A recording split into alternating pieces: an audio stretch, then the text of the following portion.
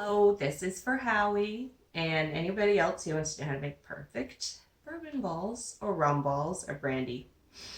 I said I would come over and show you. I still will, but this is such a straightforward thing that I'll show you like this, then you'll have it, and then I can either do it with you or you can call me if you have any troubleshooting, but you should be able to nail this really easy. It's a very straightforward recipe. Bourbon balls, 1 cup of finely crushed vanilla wafers, like so. You can do that with a bag and a rolling pin, or you can do it in the food processor. The food processor is this right here. This is the blade that I use for all of it. It works great. All right, so 1 cup finely crushed vanilla wafers, 1 cup confectioner sugar, powdered sugar, 1 cup chopped pecans. Okay, now when you're doing the pecans, this is something that I do because I'm a taster. I have that gene that you can taste that particular bitter taste. I go through every bag. I dump them out into one, and then I look at every single nut to make sure there's no shell leavings and crap on there. Sometimes you get bags where there's none at all. Sometimes I get bags and I'm like, geez, man. It's not a big deal, but it looks kind of like that, you know, the leafy stuff. Nice thing too is whatever's on sale, you know, whatever is on sale at the grocery store, since you're chopping up these, it doesn't matter. You can break them if you're not sure. So I break them in half. Usually that bit will hide in the middle there. And make sure you just look at the top and the bottom so that they're clean. This particular batch that Tim got was one of those things. Oh, here's one. Okay. See that? There it is.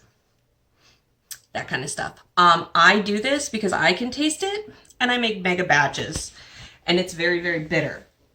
Most people, it's going to be such a small amount that you wouldn't even notice or anything. I always do it because I can definitely taste it, and if it's one more step to make sure that it's a better product, that's what I'm going to do. So you can do that at any point too. You can sift these out and deal with that. So that is a thing that I do that isn't on a recipe book, but it's a process thing. So 1 cup of chopped pecans. You can do these right in the food processor too. Then you will need 2 tablespoons of cocoa powder, unsweetened, like baking cocoa. And all those dry ingredients, you're gonna put together and mix up. I make mega batches of them. I usually do this right into bags. I put my cups into it, and then I just shake the whole thing. So it's joined up with for the dry mix. You put in the Caro syrup after that, which I'll show you. And then after the Caro syrup's combined, it is a 1/4 cup. It's two tablespoons of the Caro syrup, and then it's a 1/4 cup of bourbon or brandy or rum, whatever colored liquor that you're going to use, you know. So like vodka doesn't work, and neither do liqueurs, but otherwise that's how that works. So again, from the start, a cup of finely chopped vanilla wafers, a cup of confectioner sugar, a cup of chopped pecans, 2 tablespoons baking cocoa powder, and then 2 tablespoons of light corn syrup, and a 1/4 cup or 1 nip of bourbon, rum, or brandy. And you're going to need about a cup of regular granulated sugar to roll them in, but that doesn't go into the mixing process. So you combine the vanilla wafer crumbs, the powdered sugar, the pecans, and the cocoa powder. You get this. Then you're going to add the corn syrup. You have to combine that well. I'm going to do that videotaping it so you can really see what I'm talking about. When you do it by hand, you feel like your arm's going to fall off, and it's really tough. But when you do it in this thing, it's a lot better. You just have to know like when to stop. And then after that, you put it in a bowl, and I'll show you the liquor part. So that's how that kind of works. So go ahead and stop there. So I gave you the recipe for a single batch. That's as little as you can do at once. I always do a double batch. You just double that. You can't do more than a double batch at once. It doesn't come out. So in my food processor, I have that metal blade, and I have the dry ingredients mixed in there. The other great thing about doing it into bags, just so you can see this, is that I ran out of the rest of all of the ingredients, but I knew I had the full 2 cups of vanilla wafers in here, and I have 1.5 cups of the nuts. This is how finely you want those nuts crushed. So I just write it on the bag, and then when I do another run, because I make so many of these, I just know where I'm at. And it's really easy to do this part whenever you have the time. You can split it up like that. It tends to work really nice. So I've got my double batch in here. The next step is the Caro syrup. I always put my Caro syrup in a bowl or something of hot water so that it's easier to pour. And then when you do the Caro syrup in here, what I kind of do is I make divots like when you do bread with the yeast. So I'll make 1, 2 divots there. Oh, hey, new bottle.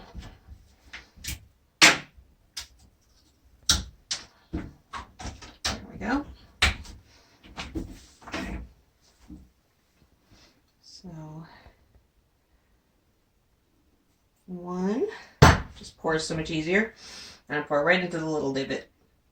Because the more that's touching the powder, the less that you're just going to be wasting ingredients that are going to be like sticking to the sides of everything. And then 2.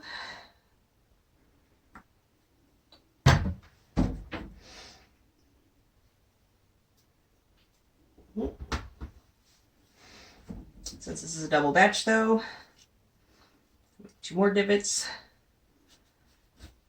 There we go.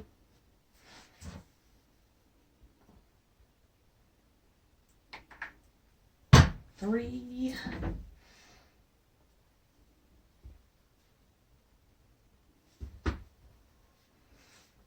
And 4.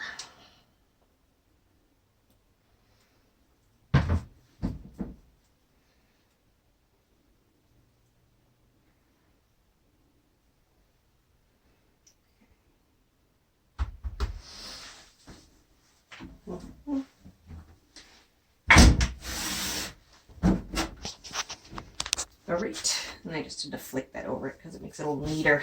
Put the top on, don't forget the plug. Get a surprise.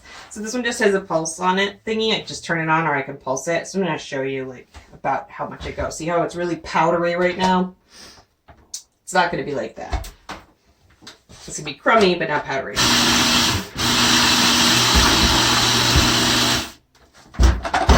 Tendency to shake my mixer a lot because it's easier. There we go. Now, that's all it takes. See what that is? Crummy, not powdery. You can even see on the side of it, it's not powdery. Just, you know, different consistency. So, this is the Caro syrup part. That's great and done. Yay. Way faster and easier than doing it by hand. And then dump this into a real bowl because you need a real bowl to do this part. Yeah, because there shouldn't be much Caro syrup left on your blades. It's perfect. So, crumbly fun mixture. You can't let the Caro syrup sit, it'll dry out. So you got to kind of do this part. The other parts you can leave in a bag, but this part, it's a 1-2 done. So this is 1/2 cup of that apple brandy, or whiskey rather. For a single batch, it is a 1/4 cup or 1 nip. It's a 1/2 cup or 2 nips. So you put that right in that crumbly mixture, and then you start to toss it and press. Toss it over and then press.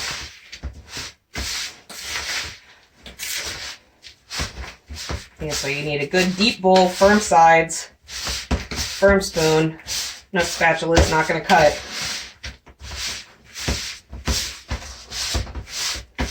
And keep doing this until all of that dust and all that nonsense is incorporated. You just keep press, press, press. Make it into dough. So now it's all sticking together like that now. That's what you want. drunken paste. Perfect. That's that part. Then,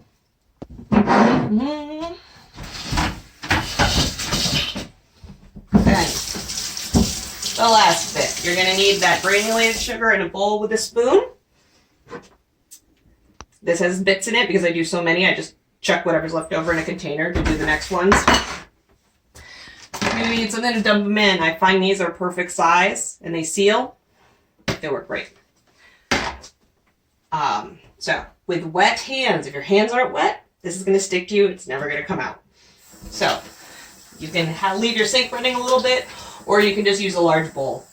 And it doesn't matter too much. So you're going to take this dough now, and you take, you know, a palm-sized bit of it. It's going to end up being about the size of a quarter, ideally.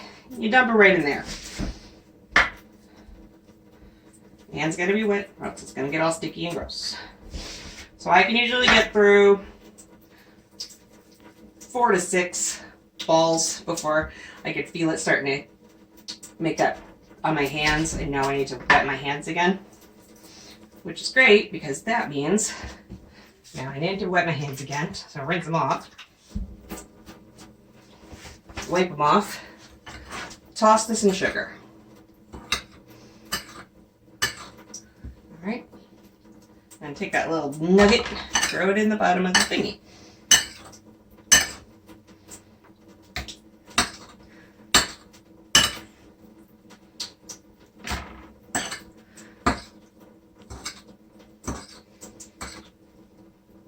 They'll be really soft at this point, you know, because you just made them and you need to set up. And then you just keep doing that until you're done. Don't make them bigger than this, size of a quarter. If you need to put a quarter on the table to remind you, do that. Because it shouldn't be more than 2 bites, really. There's just such a punch in them, you gotta kind of watch that. Otherwise, once you've filled up your thingy, sealed, and keep them in a cold or cool place. So fridge or freezer is even better. And they'll keep in a sealed container because it keeps it from drying out. Because you're basically just creating a sugar crust when you do this. They firm up and they get more and more lovely. And you keep them in your freezer or your fridge 6 to 9 months. They work great. So I tend to like to actually make them about a month early because then they like mature and they're delicious. So hopefully they work. Like I said, I will email you the actual written out recipe and with the link to this video, and I'll still do this with you. But if you try it yourself, it'll either come out great or call me and we'll troubleshoot it. All right? Bye. In the time it's taking you basically to watch this video up to this point, I have finished rolling all these bourbon balls, put them in the thing in the sugar, coated it, and washed the bowl and spoon and the blade and basin of my food processor. You have to start with a clean, dry bowl and spoon and food processor pieces every time you do a double batch, because otherwise it tends to bind up. It doesn't work as easily as this. So make it easy on yourself. Rinse this stuff off. Plus if you let it sit, it turns into cement. But this is about a double batch. Be generous with the sugar. You're creating a sugar crust. So even as I go, sometimes I'll just sprinkle a little bit more sugar on there. So this is, like I said, double batch. You can usually fit about 1.5 double batches or 3 regular batches into one of these. Pop the lid on it. Stick it in the freezer. So good when they're frozen because they don't freeze solid. Perfection. And that's it. Do not eat 3, then drive. Otherwise, have at it.